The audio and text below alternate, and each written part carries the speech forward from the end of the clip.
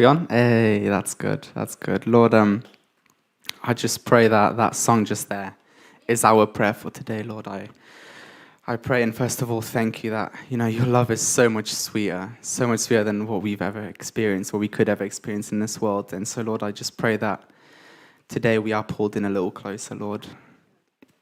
I pray that anything that is said today from this pulpit, Lord, is from you, not from me. I want anything that comes from my own mind and my own mouth to just kind of skip over our head, come in one ear and come out the other, Lord. But anything that is from you and anything that is what you want us to hear today, I pray, Lord, that it sticks. I pray that we are open to receive what you want to say today. Amen. Good morning, church. Good morning, Chris. You all right, mate?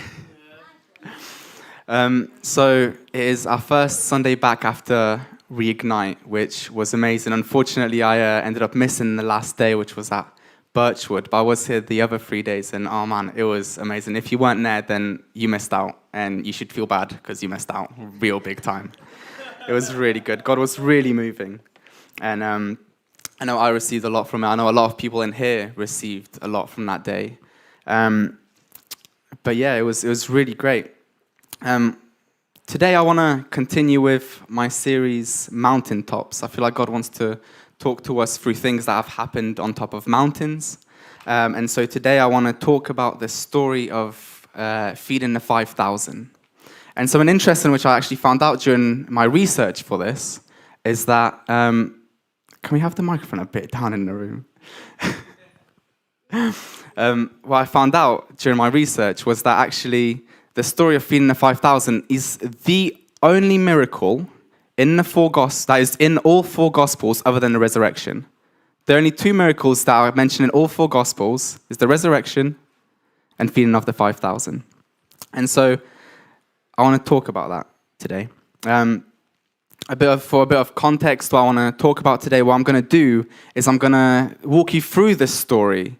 But instead of reading it from just one of the Gospels, I'm going to read it from all four Gospels. And we'll put it all together and see what all four Gospels have to say about this. Don't worry, I won't read it 4 times. I will just read bit from one, bit from another, bit from another.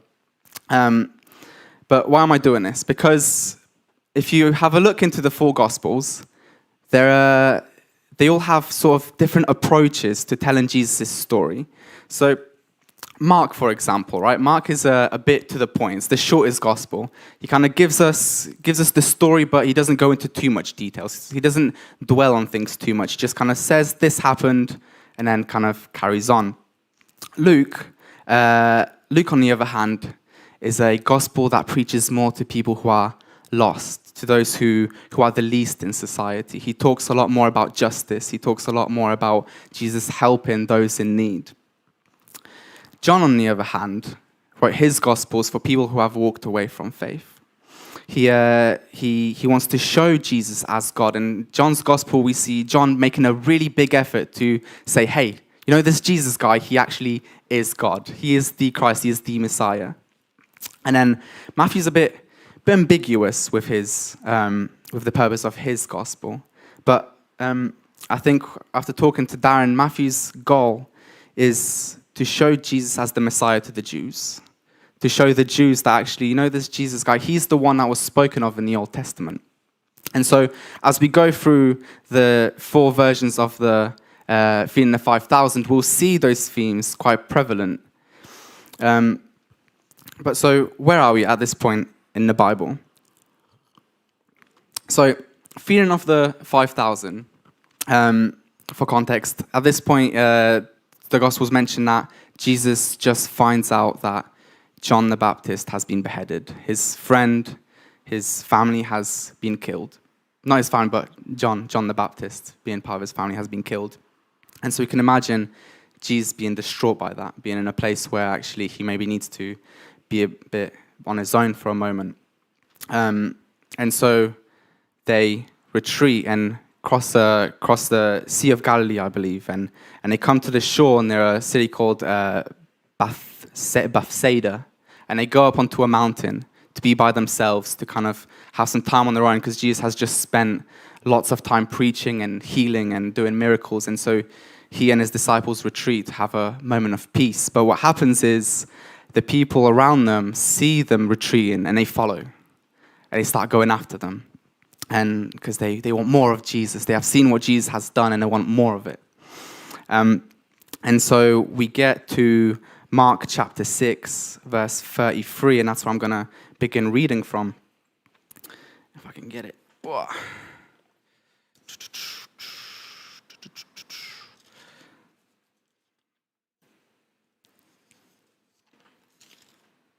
There we go. So we get to this point. People saw them going, and many recognized them and ran there together on foot from all the cities, and got there ahead of them. When Jesus went ashore, he saw a large crowd, and he felt compassion for them, because they were like sheep without a shepherd, and he began to teach them many things. So see, first thing I notice here is that Jesus looks at them and sees that they are like sheep without a shepherd. They are shepherdless sheep. And I think what I take out of this is that sometimes we as Christians can be a bit like that. You know, we're a bit all over the place. We look for things like success in this world, and we look for things like love. You know, we feel like, oh, I want to get into a relationship, and so we run onto Tinder, or we run out into a club, or we even come into church to find a spouse, and we're like, oh, who's single, who's available? You know, we look for success. We look for success, and we look to money, and we look to people who are influential. And we say, oh, they made their money this way. I'm going to invest into this. You know, what was the thing recently? It was like people were investing loads into like cryptocurrencies and Bitcoin and stuff like that, right? People look into these things and they're like, oh, I'm going to make so much money after that. And they go to these different things in the world and say, oh, I'm investing into that. I'm gonna buy this and build this business. And they look for meaning and for purpose in life in those little things, right? They look for peace in the world, right? How many times I have seen people look for peace in partying, in friends, right? They say, oh, you know, I'm just so nervous. I have no friends. It makes me depressed. And it's because people look for peace and look for refuge in these random places rather than coming to Christ. You know, Numbers 27:17 says this.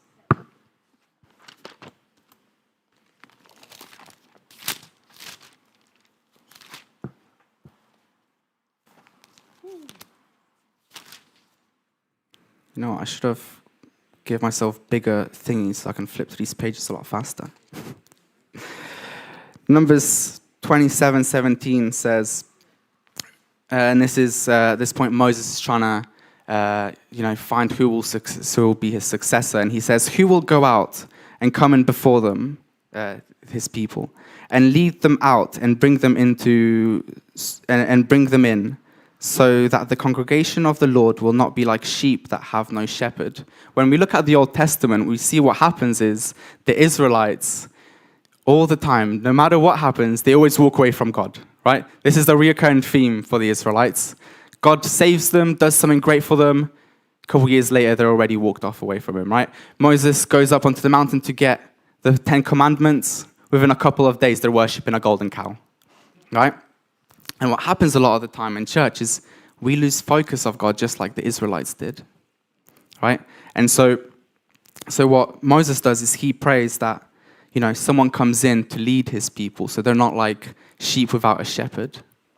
And that's what happens in Mark, right? Jesus sees the people and notices they're like sheep without a shepherd. They're walking aimlessly. They're looking for purpose, for meaning in all these random places. And they actually have no purpose that is focused on God, right?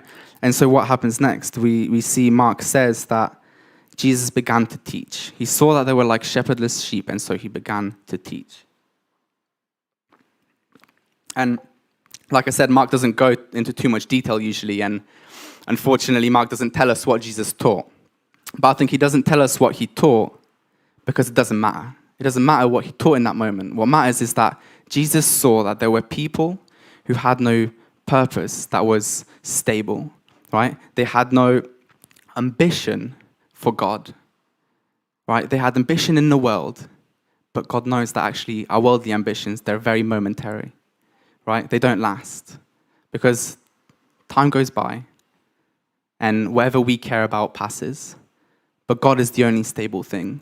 And so God noticed that they were like sheep without a shepherd, right? And so he began to teach. And well, what I think the point is, right, is that nothing in this world matters. Nothing we try and aim at, no ambition that we try and have in this world matters. You know, if you want to have a car, if you want to have a house, you know, when you die, your car's going to go to the scrapyard. When you die, your house is going to crumble and fall apart. But when you die, what is going to matter is that you're with Christ. And that is why Jesus began to teach the sheepless, the sheep without a shepherd, right? Because he knew that they need this teaching. And it doesn't matter exactly what he taught in that moment. What matters is that we have this book here, we have this Bible, and this is all that matters, right? If you're today in the world and your ambitions are worldly, then you need to look to this because this will tell you, right, where you need to look for purpose. We then move on to Luke 9:12. Which says this: Now the day was ending, and the 12 came up and said to him, Dismiss the crowd, so that they may go into the surrounding villages and countryside and find lodging to get something to eat. Because here we are in a secluded place. But he said to them, Give them something to eat. But they said, We have no more than 5 loaves and 2 fish, unless perhaps we go and buy food for all those people.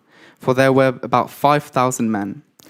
But he said to his disciples, Have them recline to eat in groups of about 50 each. And this brings me to a second point, and don't worry, they don't seem like they're all connected, but they will be connected in the end. The second point I believe that is being made here is that it's trying to show us what kind of heart Jesus has, right? If we look a bit earlier in Luke, in that same passage, Jesus welcomed the people. Right, we've just learned that Jesus found out that his family, right, John the Baptist has been beheaded, has been killed, a man he cared for so dearly, and all he wants is a bit of peace, to be by himself for a bit with his disciples. And all these people suddenly come flooding in, and they're like, oh, Jesus, do this for me, do that for me, I need to hear what you say, like, just give. And yet we see Jesus welcomes them. Jesus welcomes them, right? He then says to them, have them recline and eat in groups of about 50. Not only that, he hosts them. He says, hey, you know what? Sit them down. Get them comfortable. Get them into these groups. He organizes them. He takes care of them, even though he himself is exhausted, distraught, broken by the death of his dear friend. And yet he welcomes them and gets them comfortable and serves them and heals them and preaches to them, right? And so we see Luke's character here, right?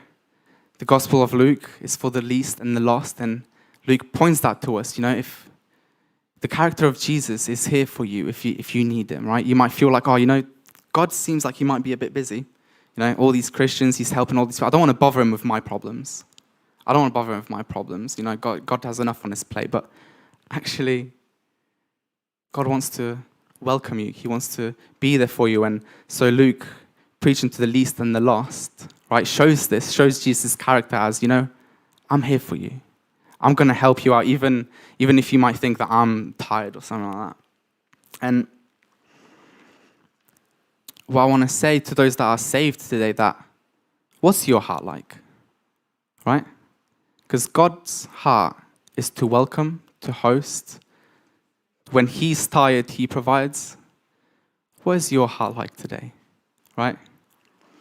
I know when I don't have breakfast in the morning, I tend to get quite angry. Sophie's laughing because I get hangry, right? If I haven't eaten, I start getting a bit frustrated, and I start, don't talk to me, get off me. You know, don't ask anything of me. Why are you talking to me like that? Go away from me, right? But I know I shouldn't act like that, right? And so often in our lives, right, we get tired. We have to get up for work at 9 a.m. Sometimes, like, you know, we have to be at work for 9 a.m. So we have to get up at 7, right? So we're just like, I went to bed at 1 a.m. yesterday, and I'm tired. I don't know why I went to bed so late, but I'm exhausted right now. And if anyone talks to me, I'm going to start throwing my hands at them, right? We're going to have a scrap if anyone talks to me right now. Or like I do, I haven't eaten. I'm just like, if anyone speaks to me today or ask anything of me today, I'm going to kick off. Don't talk to me. And we tend to be like that sometimes, right? But actually, God says, when you're at your lowest point, I still need you to have my heart. I still need you to be a host. And that is what he says to his disciples, right? The disciples understand the situation and that they're tired with Jesus because they've just gone around and preached and healed with him. And they're also tired. But the difference is they say to him, Jesus, you go and send them off. Tell them where to find food. You tell them where to find life, right? Because we got to understand, if they don't eat, they will probably end up all passing out. Because they're so desperate to hear what Jesus has to say, and they didn't bring any food. They're not going to leave him. They'll end up passing out before they leave to find some food. So they're like, Jesus, tell him to get off us. Tell him to go away. It's getting late. Tell him to go and find some food elsewhere. And so often we say that as well to Jesus, right? That neighbor, oh man, he's getting on my nerves today. He's been getting on my nerves all week. Jesus, I don't want nothing to do with him, right? The reason they're getting on your nerves is actually because they need to find Jesus as well, right? If they're bullying you, if they're harassing you, if people at work are making fun of you, the reaction shouldn't be, oh, get away from me. I don't want to talk to him. I'm not going to tell him the gospel. The reaction should be, wow, they're acting like that because their hearts are so desperate for God. They need God so much. And so what we do is, Jesus, tell them to go away. Or you know what, Jesus, if you want to save them, you go save them, right? Jesus, and like the disciple says, Jesus, go tell them to get food from the nearest village. And we say the same. Jesus, I'm not going to preach to them. If you want to save them, Jesus, you can save them. I'm not going to talk to them. They've been rude to me. They've done this to me. They've said this to my mum. They posted this on Facebook. They stole my spoon during dinner and haven't given it back yet. It was a really nice spoon. I want it back, and they're saying they didn't take it. I know they took it. And so we say to Jesus, and we say, I'm not going to talk to him. But Jesus says, actually, you give them something to eat. You give them something to eat.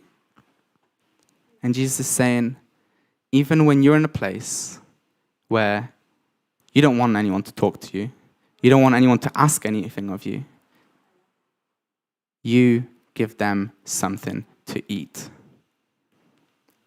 The people that are against you the most are the people that need him the most.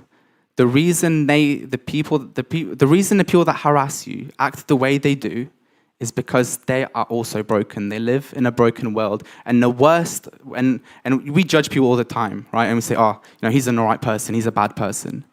The worst people that we believe are the worst people, they need him the most. Because they are the people that have been broken by this world the most. And the only person that can help him is him. And Jesus today is saying, you give them something to eat.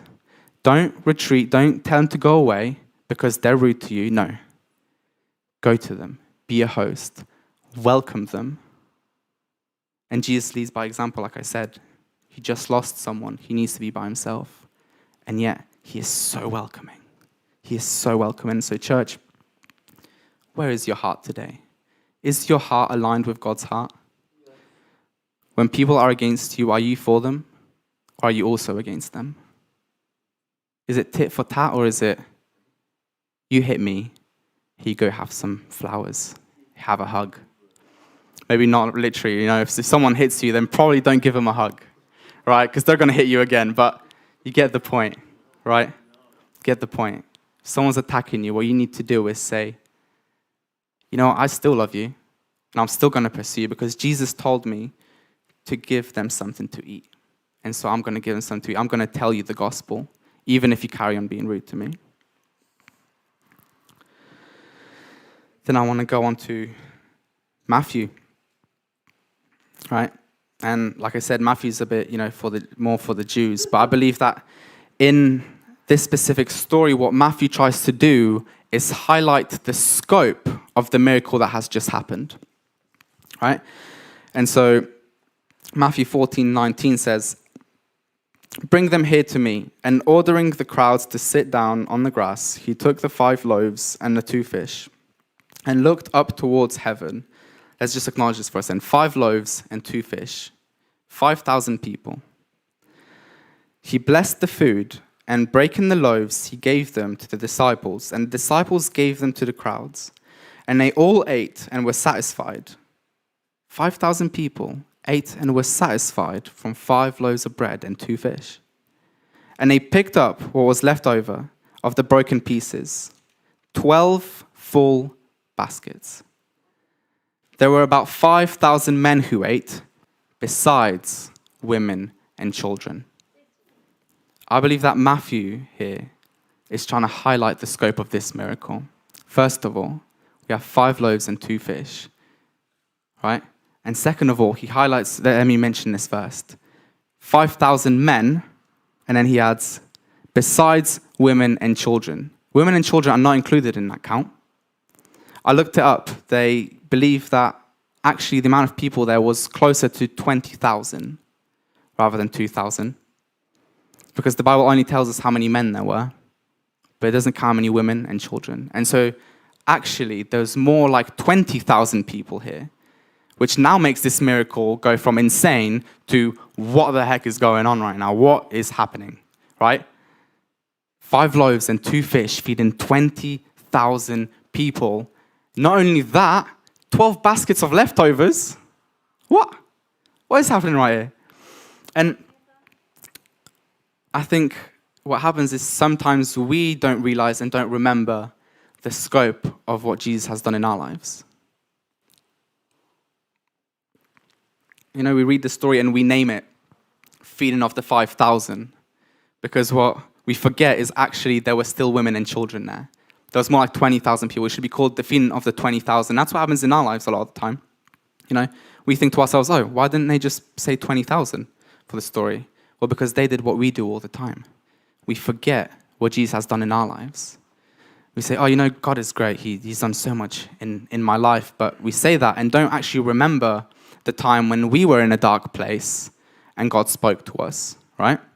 We don't remember the time when we were so desperate and in need and we didn't have money to buy food, and yet somehow every day there was more food on the table. Somehow money came into our pockets. Somehow we found a roof over our head, right? When we were ill, somehow the doctor's predictions didn't come true. And so I want to ask us today, church, where is our memory? Are we remembering the things that Jesus has done? You know, the Bible has 900, this is what I looked up, different places were saying different things, but I found that the Bible has 950 names and titles for Jesus. And I think what happens a lot of the time, we also don't just forget what Jesus has done in our lives, but we forget who he is.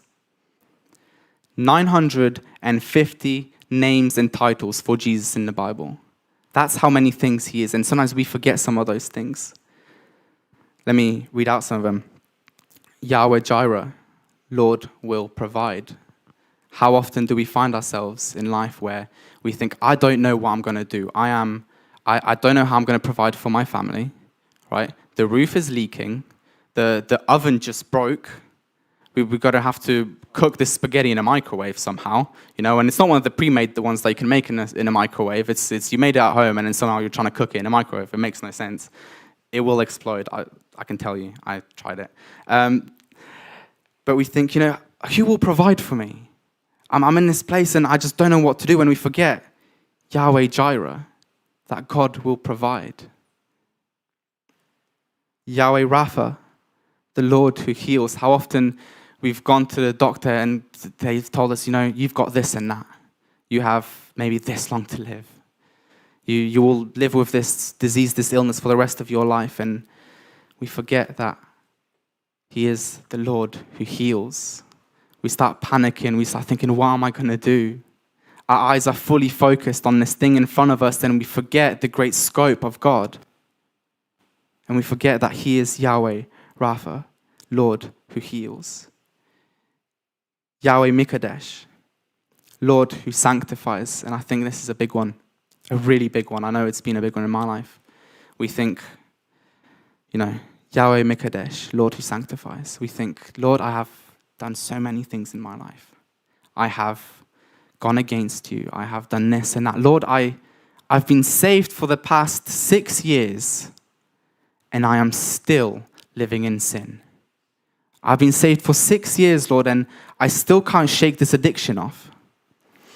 I've been living with you for 7, 8, 9, 10, 15 years, and I still can't stop to treat people badly when I'm in a bad mood.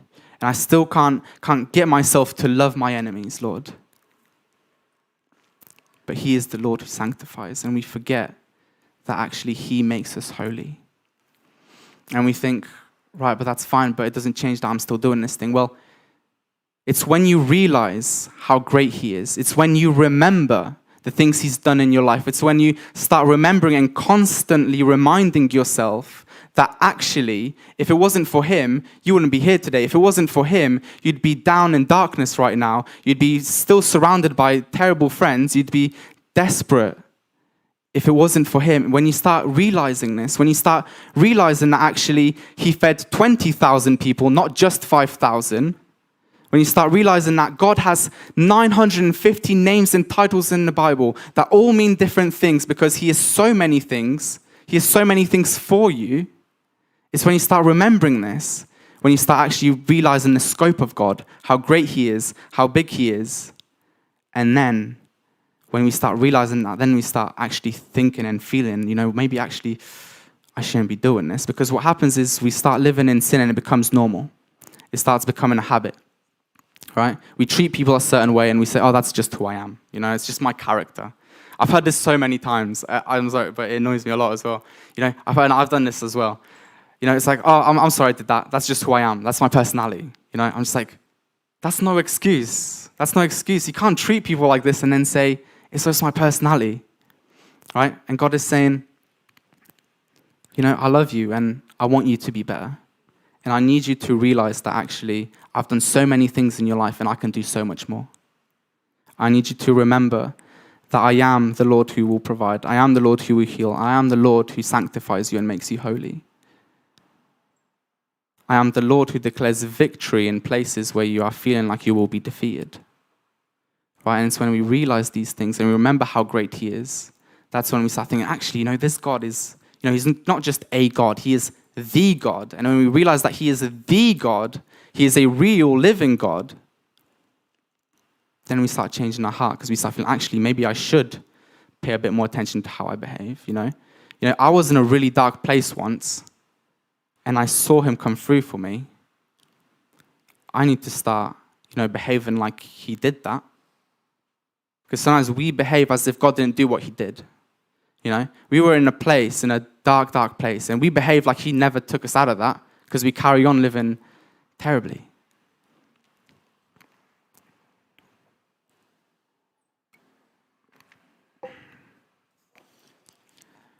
Finally, I want to move on to John. And as we move on, I want us to think, do you remember what he did for us? Do you remember actually how he worked in our lives? Or do we just live as if, he helped us and now we live as if he wasn't ever there? I want to read from John, and I feel like John's account of feeding the 5,000 is very different. He gives the story from a bit of a different angle. And so I want to read the whole thing. It's not a long bit. I just want to read the whole bit because I think John's account of this story is very interesting. After these things, Jesus went away to the other side of the Sea of Galilee. A large crowd was following him because they were watching the signs which he was performing on those who were sick. But Jesus went up on the mountain, and there he sat with his disciples. Now the Passover, the feast of the Jews, was near. So Jesus, after raising his eyes and seeing that the large crowd was coming to him, said to Philip, "Where are we to buy bread so that these people may eat?"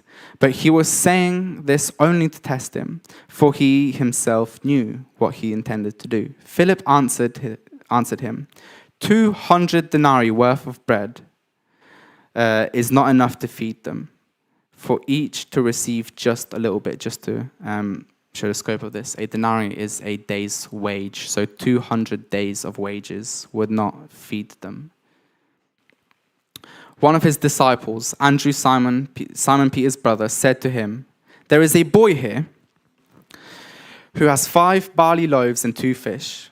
But what are those for so many people?" Jesus said, "Have the people recline to eat." Now there was plenty of grass in the place, so the men reclined, about 5,000 in number.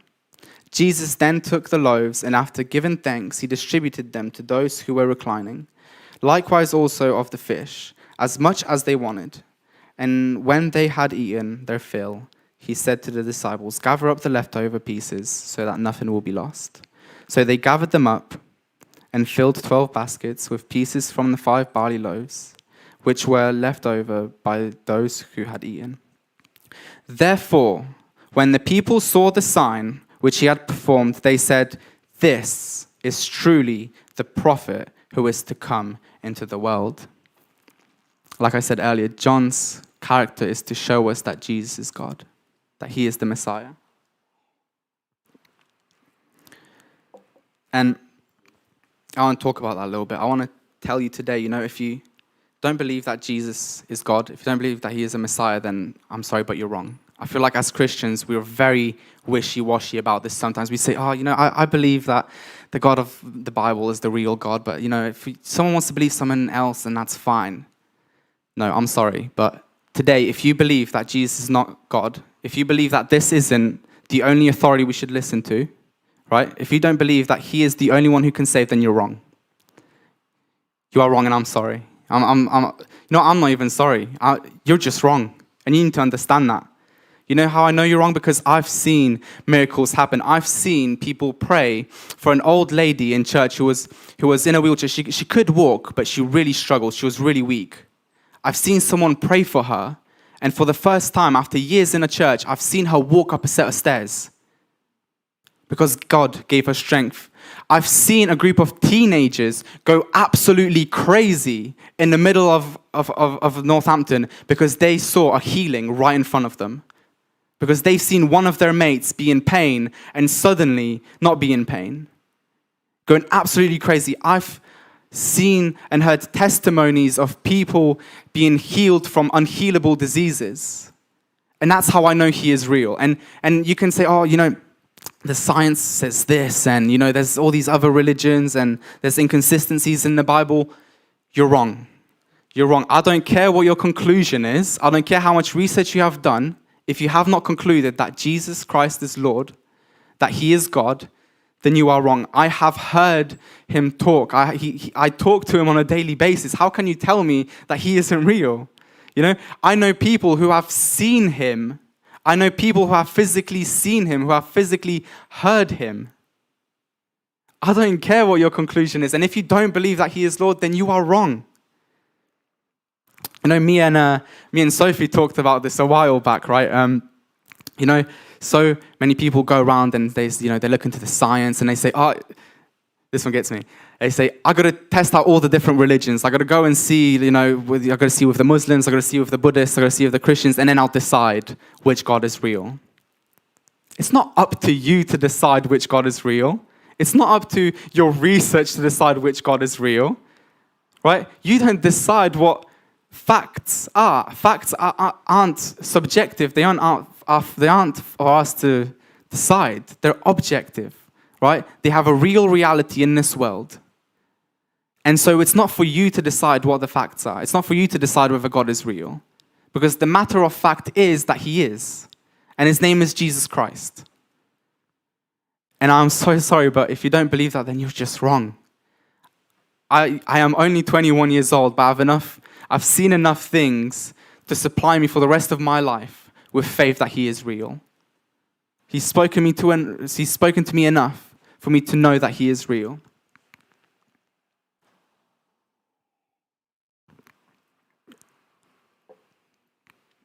And it's no joke either. It's no joke to decide that God isn't real. Because there's actual consequences for it. And, we get that a lot when we share these live streams into groups on Facebook, right? We go like, why are you posting this every week? Get out this group. Not only that, we post it like 3 times because all of us are in the same groups and all of us share it. So then they get the same post 3 times every week, and we get comments. Me and April got a comment. Was it like a couple of weeks ago? Someone was like, stop posting this every single week. I'm so sick of it. You know why we post it? Because we know he is real, and we know that there are real consequences to whether you believe in him or not. Right? If you're today and you're not sure, then all you need to do is ask. If you're watching online, if you're in a room and you're not sure if he is real, just ask, because he is. And when you ask for him to show himself, to reveal himself to you, he will, because he is real.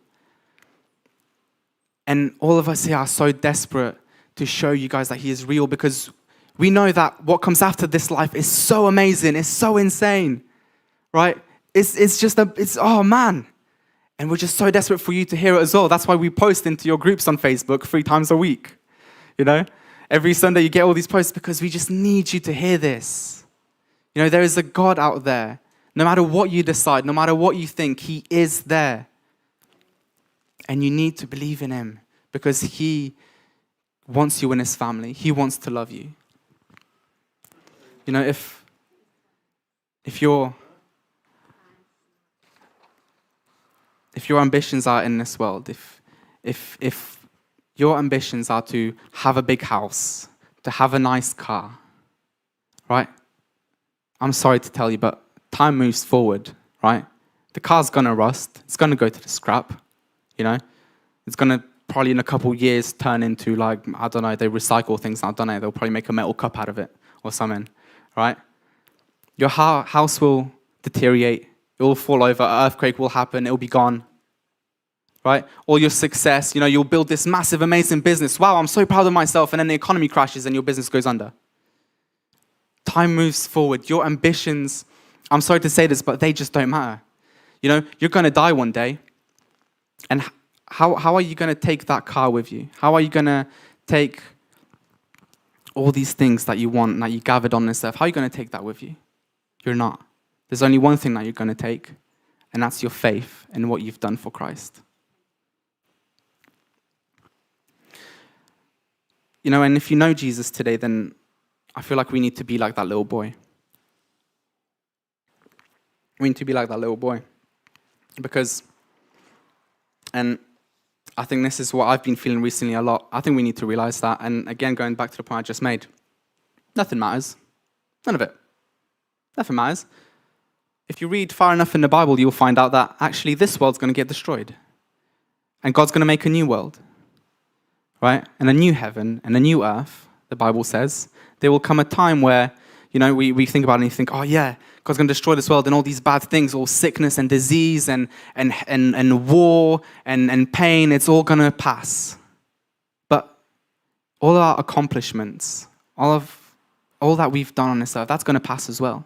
Everything we've gathered, everything we've looked up to, it's all going to get destroyed. There's going to be a new earth, new heaven, and the only thing that will matter there is the fact that you either are or aren't in his family, that you're either going to live with him or you won't, right? None of it matters. And so like that little boy, right, he could have held on to his 5 loaves and 2 fish, and he could have eaten for a couple of days, but those 5 loaves and fish would have run out. And what would happen is everyone around him would be dead by now because he didn't share any of the food. And then he'd finish his food, and then he'd end up dying because guess what? Hunger leads to starvation, right? And this is what happens a lot in our lives. We have our own ambitions. We have our own heart, and we don't want to change it. We have, we forget who Jesus is, and we only start looking at this world and doing what we want to do. And we actually forget to look at him and realize that nothing in this world matters. My 5 loaves and 2 fish don't matter. Because if I don't hand all I have to Christ, I'm going to die. I'm going to die if I don't give Christ everything I have. If I don't give him my 5 loaves and 2 fish, I'm going to die. Because I will finish these loaves. It will pass. This food will be gone one day. And I will starve. And so we need to be like this little boy and realize that actually we need to give him everything. And I mean everything. Because if you don't give him everything, then it will pass. You will eat it, metaphorically, right? It will be gone one day, and you'll be left with nothing. But if you give it to Christ, if you give it to the only one that matters, he will multiply. He will bless. And I'm not talking, he can do that to earthly things, but I mean our heart. I mean our ambitions. Church, are your ambitions from this book? Did you take your ambitions from what it says in this Bible? Right? When you thought, what do I want to achieve in this life? Did you think, let me look in here and see what I should be aiming at? Or did you say, or think to yourself, I saw that guy online. He had a nice car. He had a nice house. Actually, I want a bit of fame. I want to be known for something. Did we get our ambitions from the world, or did we get it from this Bible? Right? And I think sometimes we can come to church every week and be stuck down there because our ambitions are in the world, and so we don't step up in church because we think, my ambitions are out there, and I'm going to concentrate on what I do in the world, right? And I'm going to make money, I'm going to get a car, I'm going to get a house. And because our ambitions are in the world, not in church, we just stay down here. I want to say that it's time for some of us to step up. It's time for some of us to step up and say, actually, my ambitions are to know him a little closer, for him to reel me in a little deeper. I want him to be my savior. I want him to be the focus of my life. I want to serve him. I want everything I do to be for him, because I know that if I give him my everything, he will feed the 20,000. If I give him my everything, he will give us life. He will give us the bread that sustains life. And I need him to be the focus of my ambition. My ambition needs to come from this right here. I need to find my ambition in this. And I need to step up. And we have thought about this actually as a church quite a bit, and we have created this thing called the spiritual journey, because we believe that actually, there needs to be a bit of structure, and some people actually need help. Because I can say this from a pulpit and say, you need to step up, but you'll think, oh, that's great. How do I do that? So we have created this thing called a spiritual journey, and it's there to help us to see what the next step in our faith is, to identify ourselves, okay, I'm over here, and I need to move up. I need to move up in the kingdom. And so we have that if that's something you want to do, and I know that there's so many people in there that need to take the next step, need to step up. Then, you can come to me, Darren, April, and we can lead you through that. But also with our heart. It's time to step up with that. If you put your ambitions on him, if you focus on him, then that's where your heart changes as well. That's where your behaviors start to change. When you get into the habit of tunnel vision on Jesus, then you can't get distracted. That's the thing about tunnel vision. You're looking straight ahead at one thing and one thing only. And when you do that, there's no distractions. And so, where is your heart today, church? Where is your ambition? Is your vision on Christ? Because the second your vision starts to be on Christ, the second you give him everything you have, all these other things will follow. But I believe it first starts with remembering who he is. And remembering that he didn't just feed the 5,000 in life, he fed the 20,000. And so, if you don't know Christ today, if you haven't given him your life yet, and you have heard what I said and actually thought, I realized that, it doesn't matter what I think, what conclusions I came to, he is real. Right? If you have concluded that actually maybe you want to experience what he has, if you have concluded that actually you're in a dark place and you need someone who will love you and be there for you, then I encourage you to invite Christ into your life. And usually in any church there would be some nice fancy prayer, but I want to tell you, if you want to invite Jesus into your life today, just say, God, I want to be in your family. God, I invite you into my life. I want to be part of your family. But if you're already saved today and you feel like it's time to hand over everything you have to him, it's time to step up, it's time to shift your ambitions onto godly things, then as we worship, I just want you to pray that And then after the service, come to me, Darren, April, sure, Chris, yeah. And just ask and say, you know what, I actually feel like I want to step up today. I want to step up. And we will point you in the right direction. So Jesus, I just pray that as we move into this week, Lord, I pray that you confront us. You really confront us about our ambitions. And you make us really think where our heart lies. Whether it lies with you or this world, whether we just proclaim you are king or wherever we live that you are king. Whether our ambitions prove that you are king or do we just say empty words. Lord, I pray that you challenge us this week. That you make our intentions clear to ourselves. Amen.